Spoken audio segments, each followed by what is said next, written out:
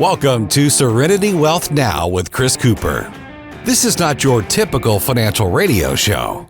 As a licensed CPA, insurance agent, and investment advisory representative, Chris coaches his clients on a holistic view of financial well-being with an objective of providing a complete financial strategy to fund life's goals. Chris is here to guide you down the path to the financial serenity you deserve. Now, here's Chris Cooper.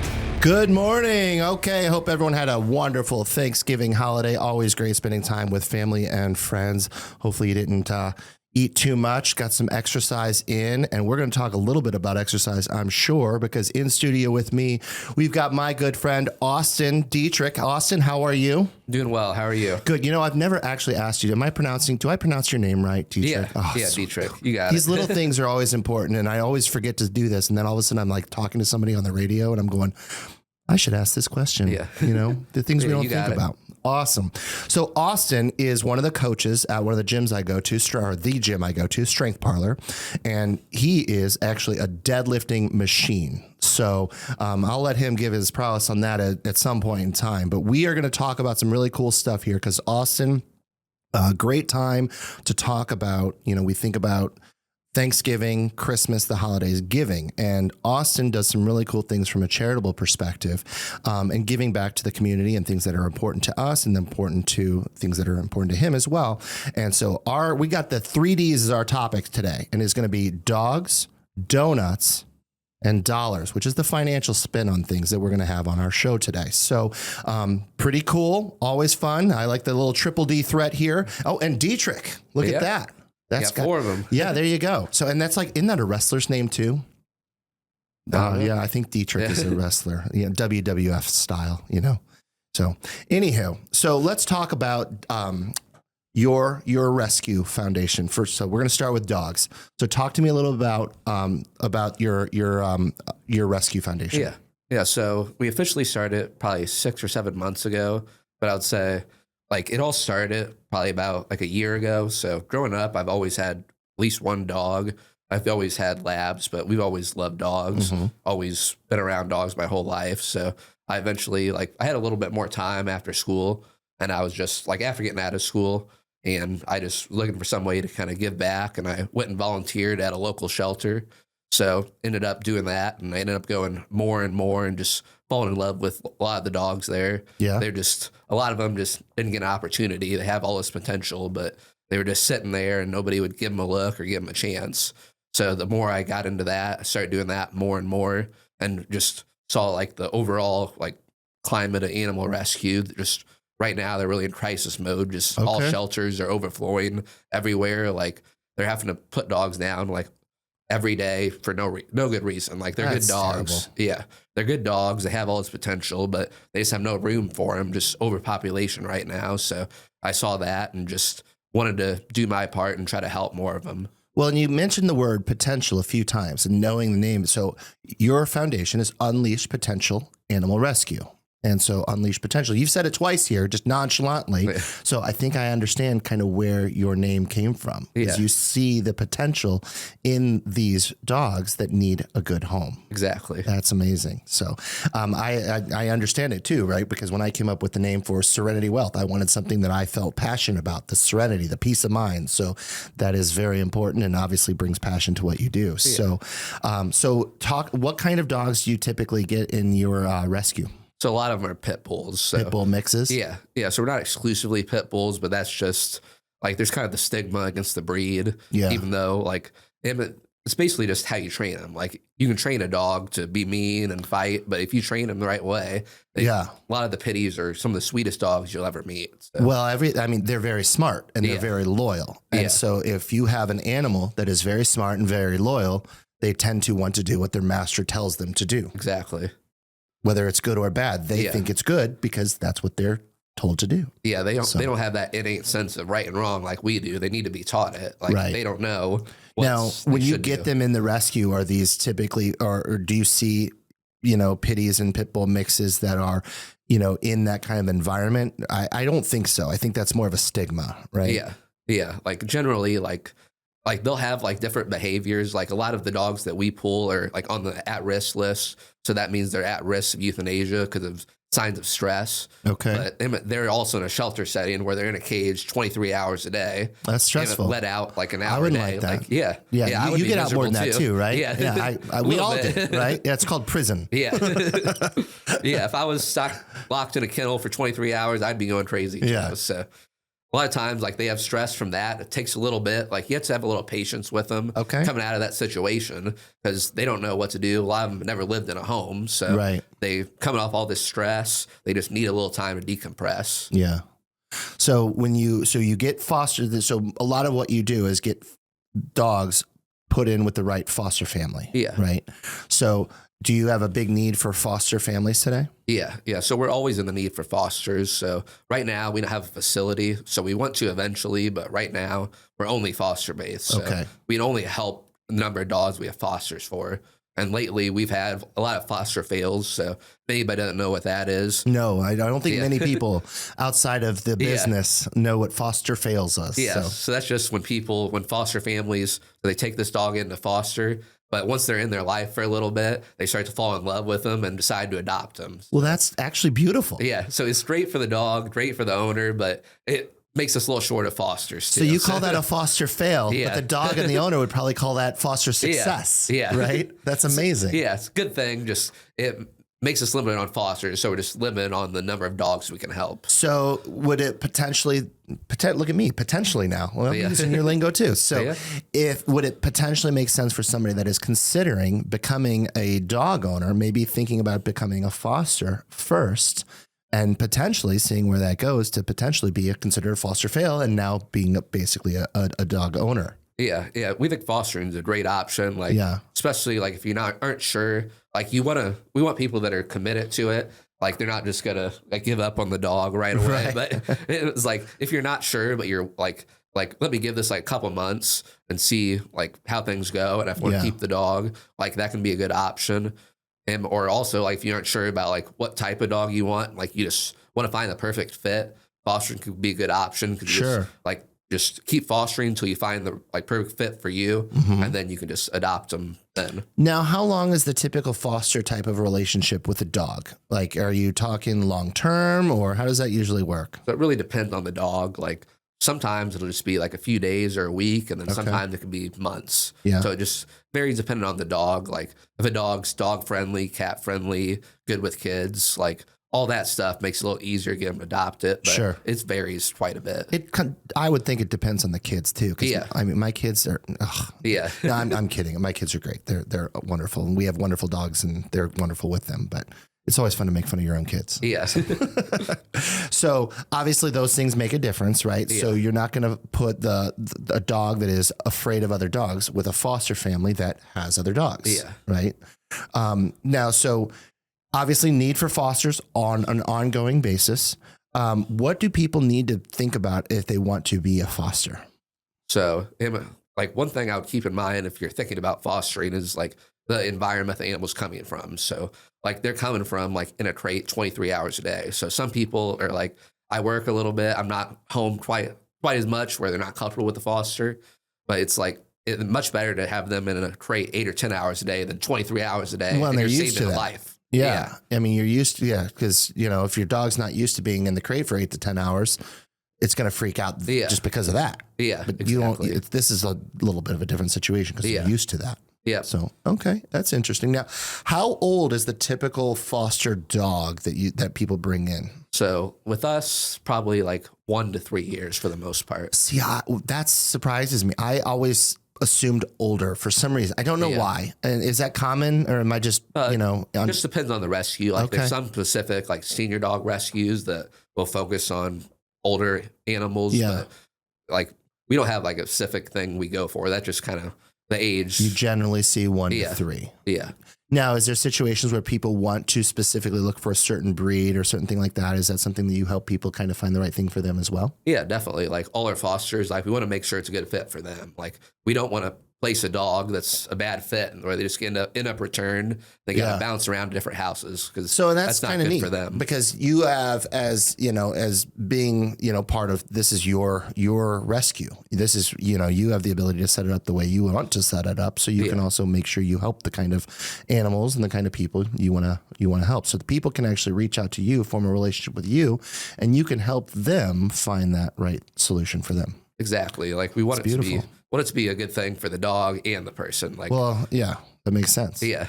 And I like so we focus a lot on customized solutions for wealth management here, right? So I understand that approach because every situation is different. You want to work with the right folks that it makes sense for you, that you can help. And I think it's really cool that you can take that aspect to helping find the right dog and the right family for that, because life's too short to work with folks that don't make sense for you. Yeah, definitely. So, all right. So mostly kind of pit bull mixes, which are beautiful animals. Yeah. They really are. I look at your Facebook page all the time. So Unleashed Potential is the Facebook page. Yeah. So it's Unleashed Potential Rescue. I think it's actually Unleashed Potential Animal Rescue on Facebook. Okay. And then just Rescue on Instagram. Well, it is the pictures are always fun to look at. So I always enjoy checking out the fun pictures you have. So talk to me a little about some of the dogs you have in that you're looking for homes for today. Yeah. So one dog we have is Murphy. So he's like a white and brown. I think he's like a year and a half, maybe close to 2 years old, but he's built like we talk. Like you mentioned deadlifts earlier, it looks like this guy could deadlift 500 pounds himself. Like, so he's like Austin. an absolute He unit. Is the Austin of, and this is a pit bull mix. Yeah. And you don't know exact ages, do you? No. Or most breeds. of them are found as strays. Yeah. So we was kind of guessing on the age, but he's super sweet. Like he's a little dog selective. So he needs proper intros with dogs. So like you can't rush into it with him, but as long as you're introing properly, he's pretty dog friendly. Okay. He's sweet as can be. Just him, like you can look on our Facebook. There's so many great videos of him. Like at his foster, he's like rolling down the hill, like in the snow, and it's great. So, year and a half ish old, training wise, fairly potty trained at this point in time. I mean, most of your dogs are. Yeah, for the most part. Like that's pretty impressive. So. Yeah, like sometimes, like we get a puppy. Like that normally takes a little time with the house training, but once they're a little bit older and like if they're in a foster for a little bit, they normally are pretty good with the potty training. Yeah. Now, do they know their name, or like you just call him Murphy? Did you name him Murphy, or do people a lot of times they already do have a name? So like they normally have a name whenever we pull them. So we pull them from like the pound type place. Okay. But they normally have a name, but we'll change it a lot of times. And like based on a lot of times the foster gets to pick. So I'm looking at the picture of Murphy here, and he is absolutely amazing. Yeah. So, so many cool dogs, always having a good time here. Oh my gosh, this guy's in a car. I love that. Oh, his tongue's sticking out. So we have two boxers. Yeah. I'm a huge boxer fanatic. So they're just pit bulls are the same way. Such character and just charisma to them as well. So okay, so you can get involved through adoption, but you're also always looking for end of the day, you're looking to find a good home for a great dog, right? Yeah. So what other ways can people get involved? I know you just recently, I saw a post, and I thought you were running, Austin. It scared me for a moment. Scared me too. Giving Tuesday. Was Giving Tuesday? Yeah, Giving Tuesday. So I thought you were sponsoring like a 5K thing to raise money for the animal rescue, but no. No. You're I'm dedicated. I don't know if I'm that dedicated. So Austin doesn't like to run. The guy can deadlift like 600 pounds, but he could run. But it's a choice. Yes. So he prefers not to. So he does strength train instead. So keep active. It's always good to be active. Know your role. But that's why you deadlift 600 pounds, so you don't have to run. Yeah. You can hold your ground. Right. So if people want to get involved, they can obviously donate, financially, donate time, all those kind of things as well. Yeah. Right. So, but ultimately your objective here is to find a good home for a great animal. Yep. Exactly. So that's awesome.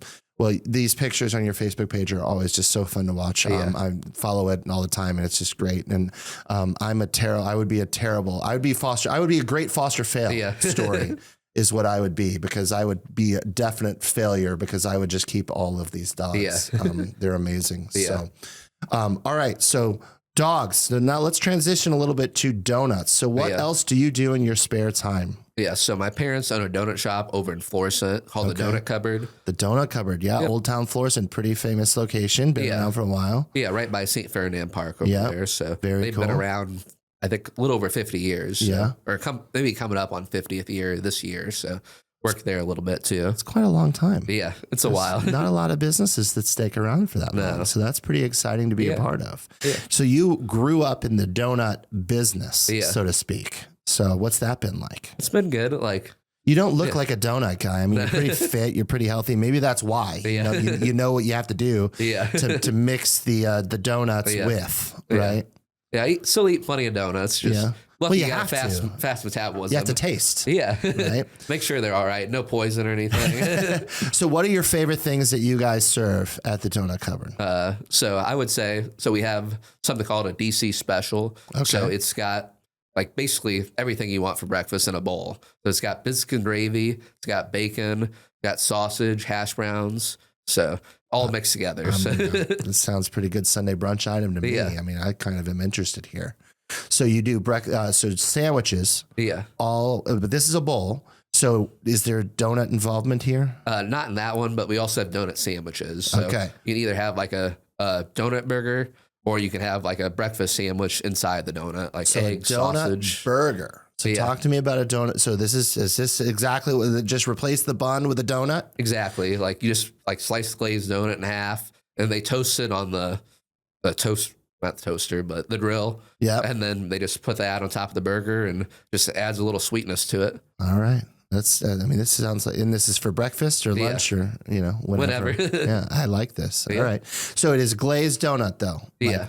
So I couldn't do this with, my favorite is the Boston cream. Oh yeah. So no. Yeah. Yeah, I think you'd have a hard time with the filling there. Yeah, that's what messy. I would think. It seems, it would mix with the beef a little bit. Yeah. So, all right. So what's your favorite donut? I would say probably the blueberry. The blueberry donut. Blueberry cake, yeah. So blueberry cake. So is this actual blueberries inside of? Yeah. Yeah. Okay. So we have like little blueberry bits that we put in there and mix those up. Nice. So, yeah. See, you see, always you're healthy. You're a health guy. So I know you do this for, you also are a coach at the gym I go to. So, he's all over the place, folks. Yeah, so a little bit of everything. Yeah. So because of that, you always have to have that fruit intake as well. Now, do you eat regular fruit too, or do you eat it just in the donuts? Not as much as I should, but. Yeah. So that's why you like the blueberry donut. Yeah. Yeah. It makes the fruit palatable. Yeah. That makes sense. Yeah. So, all right. So what do you do for your, the donut business? Yeah, so I'm a baker, so I go in overnight and then make the donuts. Okay. We also have some bakery goods, so like turnovers, Danish, that kind of thing. So make those as well. Compliments to the chef means compliments to you. Yeah. In reality. Yeah. Okay. Gotcha. So if they don't like it, then they should complain to somebody else, though. Yeah. For sure. Yeah. But if they like it, then you'll take the credit. Yeah. That makes sense. That's what I would do. So, all right. So we got the favorite donut in queue. Obviously, now I know you're just a dog fan. Do you have a favorite breed of dog? Either pit bulls or labs. I had labs growing up, but just being in rescue, there's so many pit bulls that are just sweet as can be. Yeah. And like my most recent dog that I've gotten, so I have 2 dogs. So one is like a lab and it probably has some terrier in it. They're both rescues, but the most recent one is a lab and he's a pit mix too. So labs and pits. Okay. Now I always talk about, enjoy. So I'm a dog. We had 2 dogs. We just had to put one of them away. I put one of them down, unfortunately, but, dog owner, love dogs. Stacy and I, it's not a house or a house isn't a home until you have a dog to come home to, right?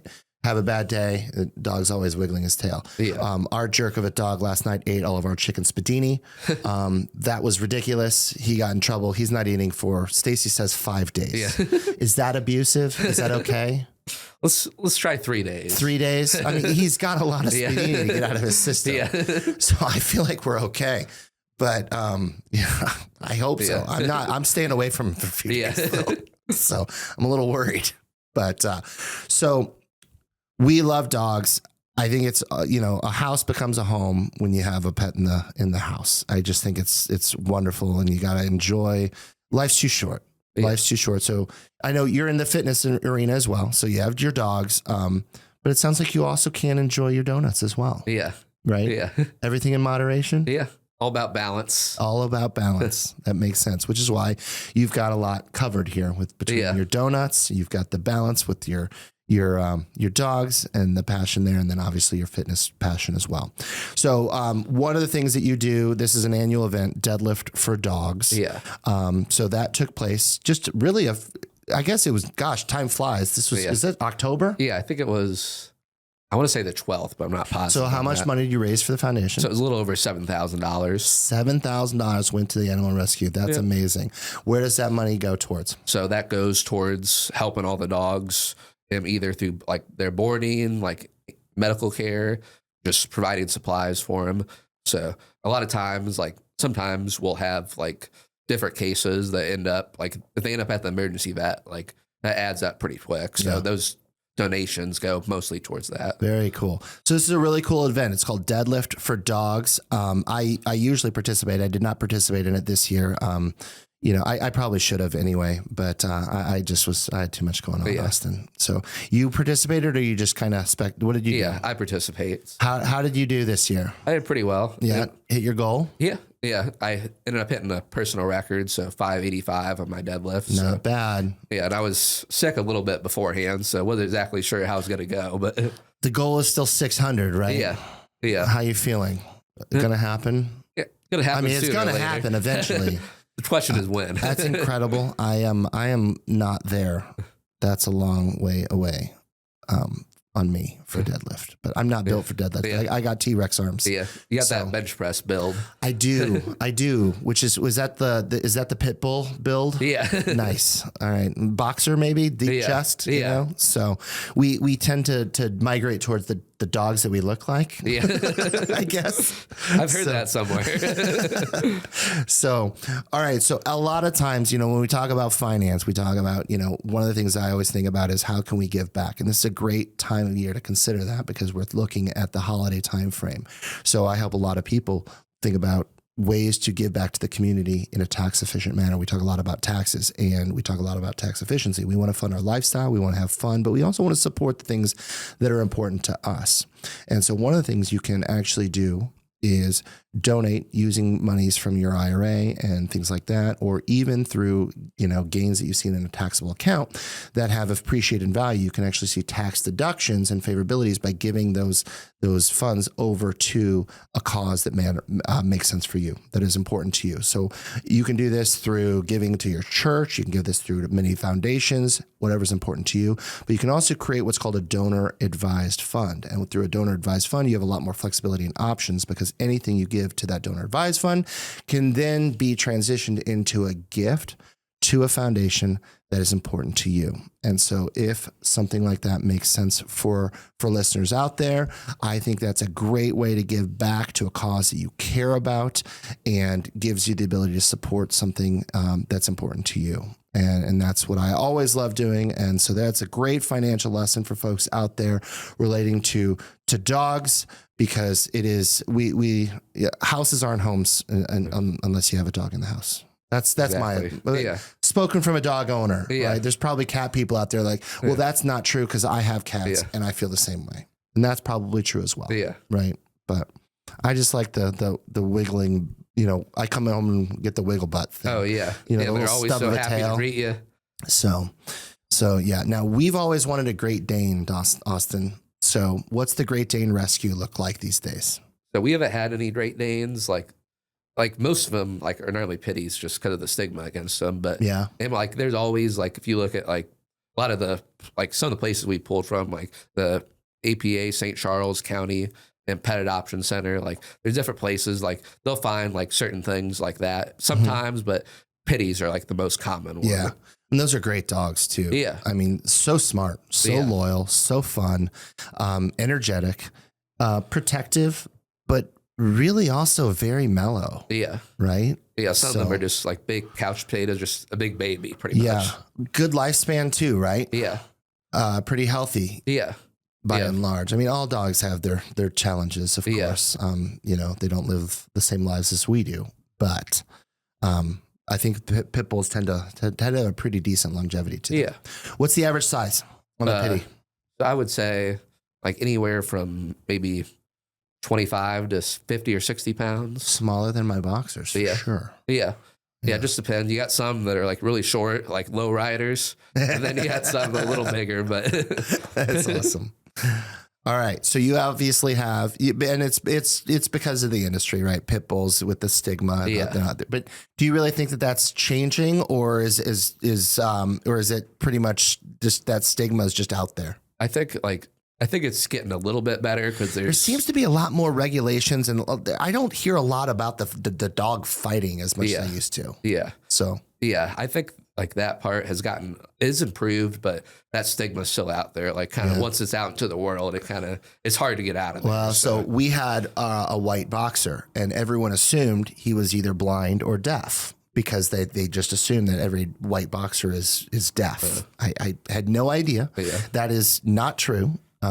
So if you ever see a white boxer, that is completely false. It's fake news, so to speak. Doesn't exist. Well, I mean, there's blind dogs and deaf dogs everywhere, of all different shapes and colors. But we always have loved the white boxer, just so cute. And unfortunately, Louis passed away a couple weeks ago. But I got a dog. I cannot. Murphy's out for my house for now, Austin. So I'm sorry, I can't be a foster fail for you at the moment. But in the future, you never know. So, all right. So we can check out Austin's Facebook page for some great information about the animal rescue. You can see all the cool pictures at Unleashed Potential Animal Rescue.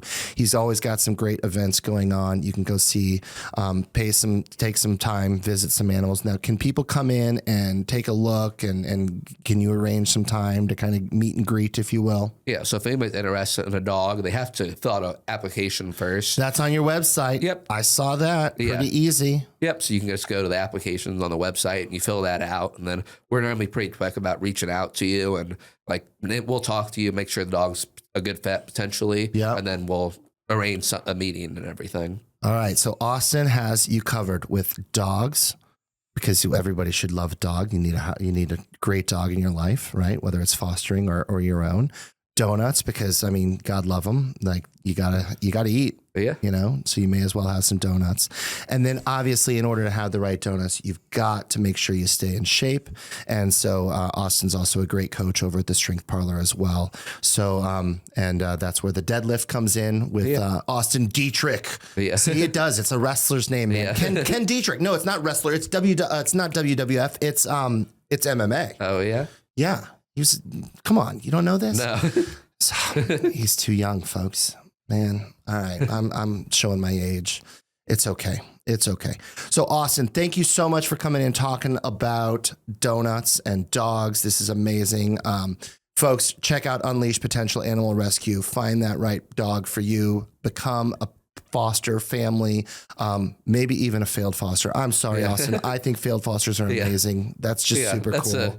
That's an okay failure to have. It's, if you're going to fail at something, that's the way to do it, guys. Exactly. All right. Donor advised funds, financial lesson of the day. Great way to give back to a charity of your choice. Find that peace of mind. Find that happiness you deserve in life and beyond. That's what we focus on here at Serenity Wealth Management. Get that financial serenity you deserve so much. Serenity Now!